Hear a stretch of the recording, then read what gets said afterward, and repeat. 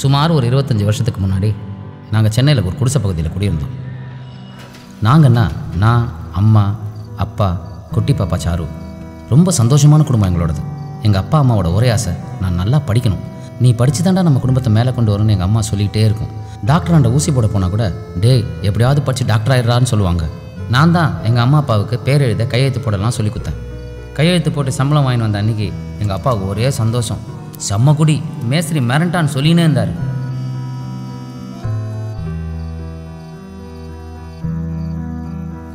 ஒரு நாள் வழக்கம் போல் எங்கள் குப்பத்து குடிசைங்களாம் எரிஞ்சு போச்சு. யாரோ வந்து டீ பண்ணு அரிசிலாம் கொடுத்து நீங்கள் சட்டப்படி இனிமேல் இங்கே இருக்கக்கூடாதுன்னு சொல்லிட்டாங்க. ஊருக்கு வெளியே இடம் தரேன்னாங்க. நாங்கள் இருந்ததே மோசமான இடம், இது அதை விட மோசமாக இருந்துச்சு.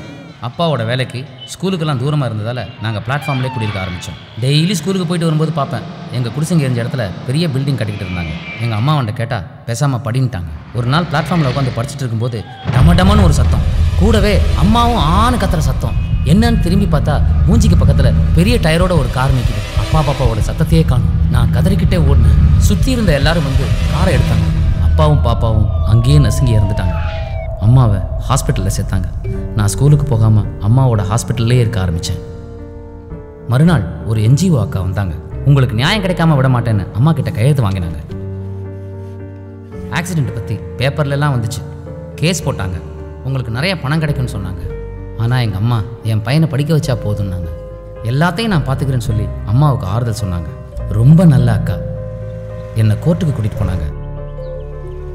கொஞ்ச நேரத்தில் 4-5 பேர் வந்தாங்க. வெள்ளை ட்ரெஸ் கருப்பு ட்ரெஸ் போட்ட ஆளுங்க. அவங்க அந்த அக்காவோட புருஷன் எல்லாரும் ஒரு ரூமுக்குள்ளே போனாங்க. நான் வெளியே நின்று ஜன்னல் வழியாக வேடிக்கை பார்த்துக்கிட்டு இருந்தேன். உள்ளே என்னென்னமோ பேசிகிட்டு இருந்தாங்க. கொஞ்ச நேரத்தில் எல்லாரும் சிரிச்சுக்கிட்டே வெளியே வந்தாங்க. அந்த அக்கா என் தலையை சிலுப்பி ஸ்வீட் பாய் நான் எல்லாம் பேசிட்டேன், அவங்க பார்த்துப்பாங்கன்னு பெட்டியோடு போயிட்டாங்க. நான் மட்டும் தனியாக கோர்ட்டில் நின்று ரொம்ப நேரம் அங்கேயே நின்றுட்டு என்ன பண்ணுறதுன்னு தெரியாமல் ஹாஸ்பிட்டலுக்கு வந்தேன். அம்மா கூட ஹாஸ்பிட்டல்லே இருந்தேன். அம்மாவுக்கு உடம்பு ரொம்ப மோசமாக ஆரம்பிச்சிது. டெய்லி 10 நாளுக்கு முதுகுத்தண்டில் ஊசி போடணும், இங்கே மருந்து இல்லை, வெளியே போய் வாங்கிட்டு வான்னு சொன்னாங்க. எனக்கு யார்கிட்ட பணம் கேட்குறதுன்னு தெரியல.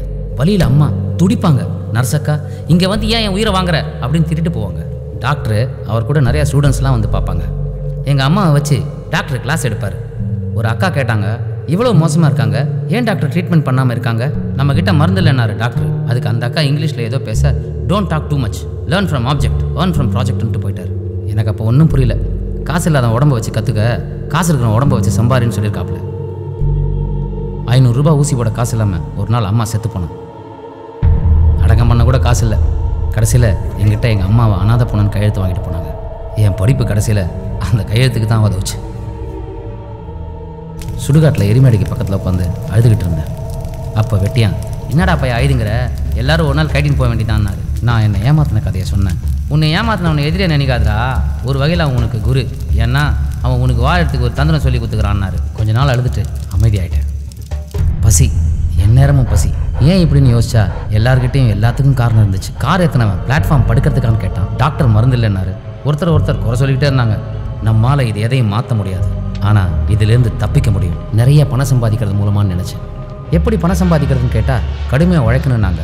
நான் பயங்கரமாக உழைப்பேன், 16-18 மணி நேரம். அப்போ பார்க்கணுமே இந்த காந்தி பாபுவை, ஓடுவான் ஓடிடுவான், ஒன்றுமே நடக்கலை. ரொம்ப நாள் கழிச்சு தான் எனக்கு புரிஞ்சுது, நாம் உழைச்சா பணக்காரன் ஆக முடியாது, மற்றவங்க உழைப்பை எடுத்துக்கிட்டால் தான் பணக்காரன் ஆக முடியும்னு. அப்போ தான் ஒரு விளையாட்டை பார்த்தேன். 3 பிஸ்கட்டில் 1ல் ரஜினி படம் இருக்கும். கரெக்டாக வச்சு ஆடினா 10க்கு 20, 50க்கு 100ன்னு கிடைக்கும். ஆட ஆரம்பித்தேன். மொத்த பணமும் காலி. குறிப்பிட்ட சில பேர் மட்டும் ஜெயிச்சுக்கிட்டே இருந்தாங்க. அவங்கள கவனிக்க ஆரம்பித்தேன். ஆட்டம் முடிஞ்சதும் அவங்கள ஃபாலோ பண்ணேன். ஒரு இடத்துல நின்று பணத்தை பிரிச்சுக்கிட்டாங்க. ஆடினவன் ஜெயிச்சவன் எல்லாருமே ஒன்று தான். இடையில் வந்தவங்க தான் கோமாளி. எனக்கு பயங்கர கோவம் வந்துச்சு. அவங்கக்கிட்ட கேட்கலான்னு போனேன். உன்னை ஏமாத்தினவனை எதிரே நினைக்காதுன்னு சுடுகாட்டில் வெட்டியான் சொன்னது ஞாபகம் வந்துச்சு. அந்த செகண்டே நான் என்ன பண்ண போகிறேங்கிறத தீர்மானம் பண்ணிட்டேன். அதுக்கப்புறம் என்னை எவனாலையும் தடுக்க முடியல. பணம் இருந்தால் என்ன வேணால் பண்ணலான்னா அந்த பணத்தை சம்பாதிக்க நான் ஏன் என்ன வேணாலும் பண்ணக்கூடாதுன்னு நினச்சேன். பணம் தான் என் மொழி, பணம் தான் என் ஜாதி, பணம் தான் என் மதம். ஆனால் சார், யாரோ பண்ண தப்புக்காக மற்றவங்களே ஏமாத்துறது தப்பு இல்லையா சார்? ஒருத்தருக்கு ஒருத்தர் அக்கறையாகவும் அன்பாகவும் இருக்கிறது தானே சார் சந்தோஷம். நீங்கள் ரொம்ப நல்லவர் சார், நீங்கள் இப்படியெல்லாம் பண்ணாதீங்க.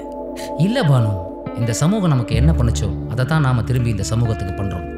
நல்லவனா வாழ்ந்தா செத்த பிறகு சொர்க்கத்துக்கு போகலாம், கெட்டவனா வாழ்ந்தா வாழும்போதே சொர்க்கத்தில் வாழலாம். அதனால ரொம்ப கன்ஃபியூஸ் பண்ணிக்காத. ஒரு வகையில் நீ இந்த பிஸ்னஸில் என்னோட பார்ட்னர் தான். தேங்க்ஸ் பானு.